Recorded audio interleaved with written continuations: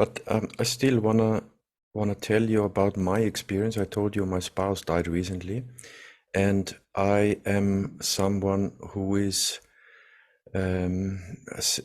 since I was a little boy, my grandfather took me out into the woods.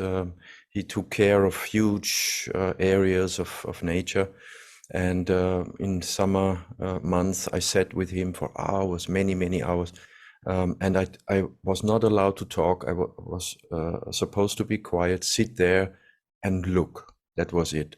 And since that was a very profound experience for me. And since that time, I'm very connected to the subtle, to the finer energies around us. Let's put it that way. And my way of like getting really profound insight is through dreams, but it's not normal dreams. It's like dreams that point you to something, very intense dreams that you won't forget ever all your life. And after my spouse died, I had a few of those dreams where I met her, but I have to say I didn't meet her like as the person who's talking to you, but I met her on a really energetic level. And I had the feeling the only reason why I saw her body, I saw her in her body, is so I can identify her. If she doesn't appear to me in that form, that I knew her, I wouldn't know it's her, right? Right. So I had a couple of those encounters, and as you say, these encounters are not like, how are you today? Are you feeling fine? What do you think about the political situation? There's none of that. There's only like a subtle, non-verbal communication, almost, how you call that in English, without speaking, communication without speaking, and Telepathy. Yeah. telepathy. Yeah, right. And and she didn't. She. I saw her in her body, but it wasn't like that exact. She didn't have that personality, but it was the quality, as you say, the quality. This was the quality, unmistakably. And the interesting thing is the last encounter I had a couple of days ago only, exactly 100 days after she died, she showed me that she's on the way back into another womb, that she's about to incarnate. And she even told me she's gonna be a man this time.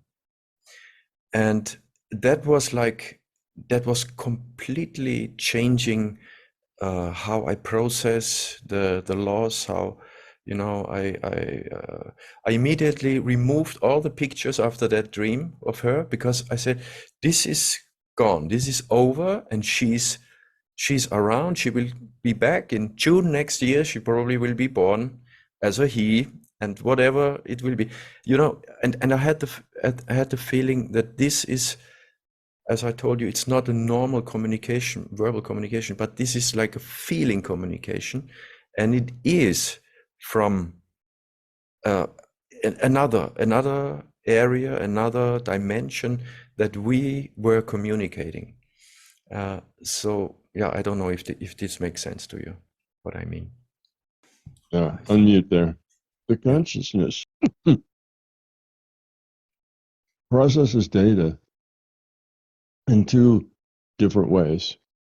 It processes data on an intuitive channel, and it processes data in an intellectual channel, a more logical channel. Now, that intuitive channel is not logical. It doesn't mean that things don't make sense. It just means that it's not logically driven or rationally driven. It's beyond logic. And it's through that intuitive channel that you can get information out of the database. It's through the intuitive channel. It's through the intuitive channel that all the paranormal things take place.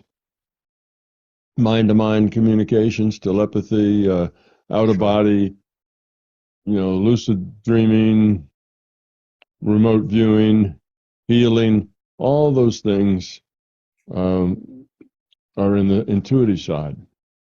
not in the logical side. Even in healing, when you're using your intent, you have to kind of let go of the physical. So you're in that intuitive space when you're doing your healing. Yeah. So that's a very natural space to consciousness, that intuitive space. And that's where these communications come from. And no, they're not like the logical side. So it's not like you see her and she walks out of a room and closes the door behind her, and you Yeah. just know that that's her. And Exactly. yes, you get the image so that you know. That's the whole reason you get it. Mhm. You interact, and all of the communication is telepathic, it's all mind to mind, and you communicate more in feelings, more in paragraphs. You don't get speech, which is a bunch of little words with letters in them that, one full of the other, and sentences that you don't get that. You said all of a sudden, poof, you've got the idea, you've got the feeling, you know what's going on in an instant, and you send the same way. As you talk to her, she gets the same thing. Just it's like a sudden data dump, and and it's very fast. Doesn't take time. Uh, it is very quick, and you can have conversations that way back and forth. You can have detailed conversations, but all the feelings, a knowing of what's going on and how she is and what she's going to do next, and all of that just comes to you in an instant, and you just know it. It doesn't come strung out words, letters, and sentences. So that's the intuitive channel, and that's the way that works.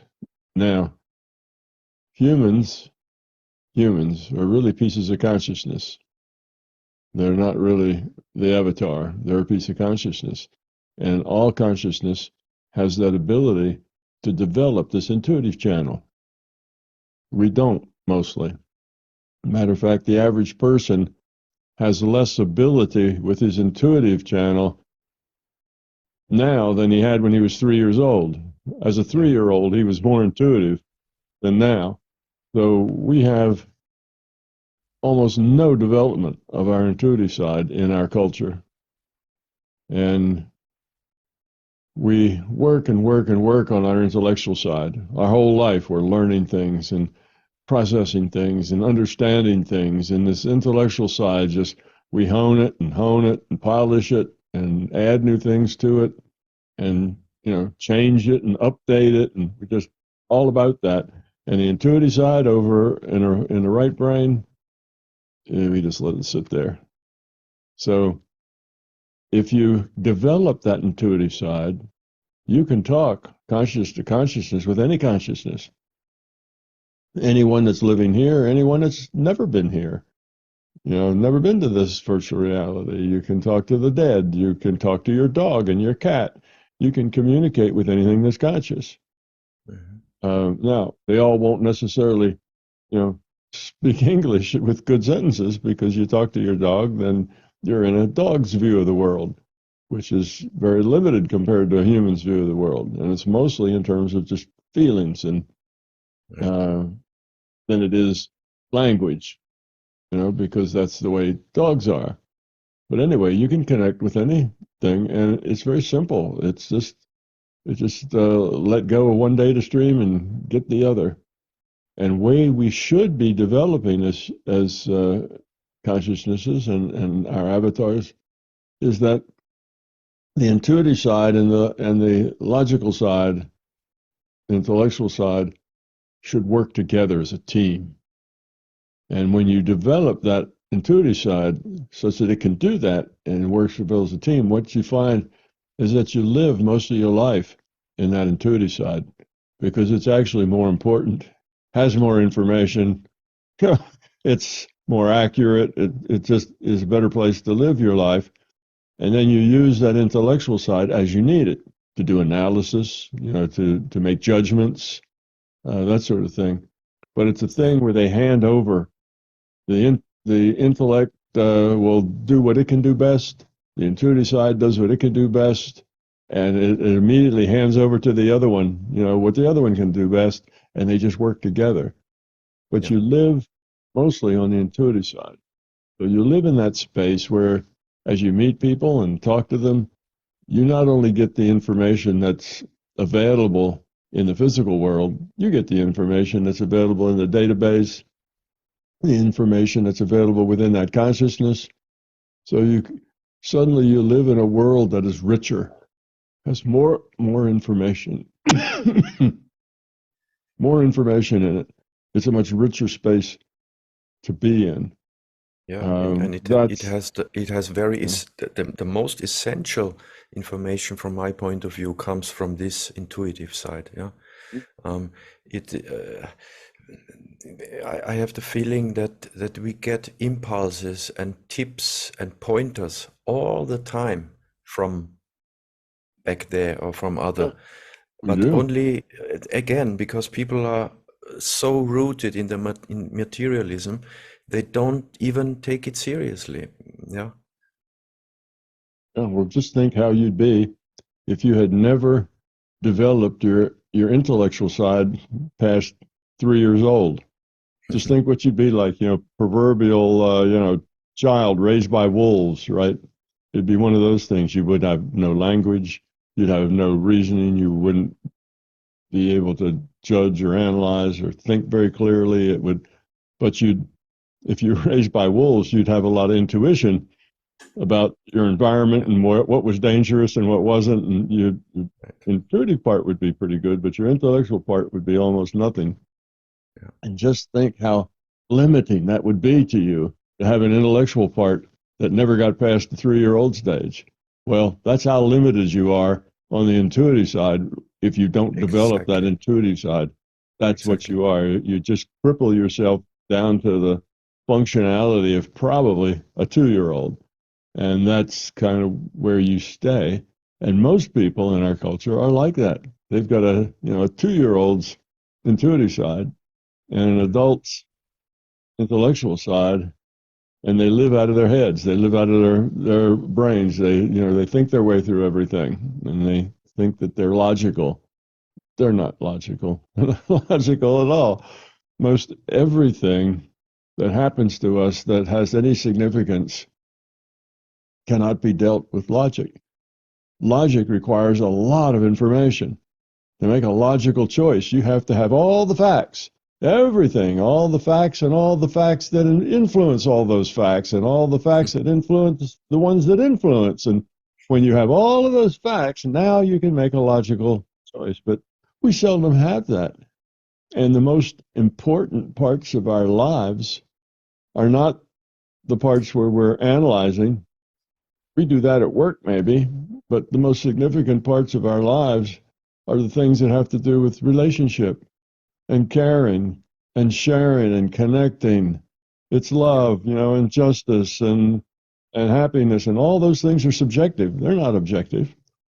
That's subjective side. So the richness of life is all subjective. Yet we develop that subjective side of us like a 2-year-old. So we're like babies crawling around, with absolutely no idea what's going on or why it's going on with that intuitive side. And it's a shame because what a waste. That's where all the interest is. That's where all the stuff is that really matters.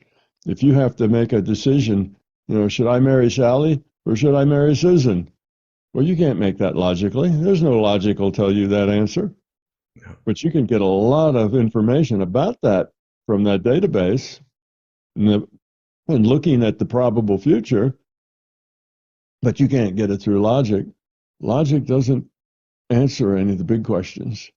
It just answers the trivial ones. So where did I leave my car keys? Well, okay, logic. Where was I when I used them last? When I Yeah. came in, where did I put them? Oh, yeah, I was wearing that yellow jacket. Let me go look in that pocket. Logic wins the day. But those are trivial things. The big things and important things take place on the intuitive side, and we're like babies crawling around a crib on that side. Yes. Yeah. And Fortunate. people ask many times. I had a little bicycle fall the other day. That's where this comes from. Yeah. People ask me, how can I develop the intuitive side? And I think it doesn't work if you are too firmly rooted in materialism, if you think that things are only real if you can touch them or if you can think them logically, then you don't have a chance. If you cannot sit still, like I told you before, like with my grandfather, if you cannot sit still for an hour or two without reading anything or thinking about tomorrow or yesterday, it will be difficult. And these are we discussed that in the beginning, the stressful times with all the information pouring into our mind on a 24/7 basis. It's hard, yeah. But once you say, okay, I wanna turn to that other side. I wanna open myself up. I wanna be still, and I wanna be receptive. Then you can have a chance to get going on this in this dimension, so to speak. Do you Yes, agree with that? yes, I do very much. And you also have to be patient. If you say, well, I've been working on this for 2 weeks and I still don't have it. Well, okay, you've been working on your intellectual side for, 40 years. Um, how far ahead did you get in 2 weeks on your intellectual side? You have to realize that this takes time. It's not something you do quickly, and you have to start at the beginning. If you're only a 2-year-old on the intuitive side, well, then you start where 2-year-olds start, and you have to go from there and learn the very basic things, and then learn more on top of that. So it takes time. Yeah. Now, there's there's ways to do it. If you have a good teacher, that would help.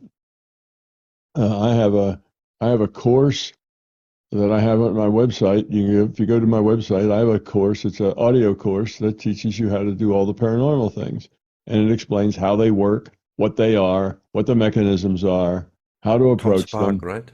Tom Spark. Well, there's two of them. One is Tom's part, and Okay. that you don't have to meditate with Tom's part. Oh yeah. Tom's part is a different. It uses imagination rather than meditation to learn the same disciplines that you have to learn anyway. It's not that you get in, it's not that you get in free, but it's an easier way for many people to learn it. Because just as you said, the people who are locked into their intellect just can't seem to get there, because as soon as they relax, even in a meditation state, and they begin to start to interact in the non-physical, which is where the intuition is, their intellect starts to judge it, analyze it. Am I doing it right? Is this right? What was that information I got? Did I just make that up? The intellect gets in there and tries to take over. And when it does that, it just trashes the whole thing. They don't, that won't work. So then the intuitive side's lost. So you lost your grip. We got to start over.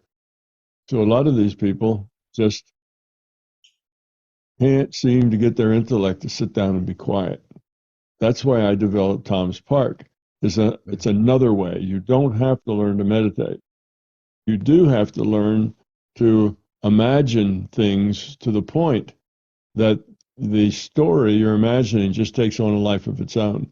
You are no longer, making up all the words and all the parts and what happens. You start out that way, but eventually you just start off a story and then just let the story unravel as it does. Mhm. So then instead of having this big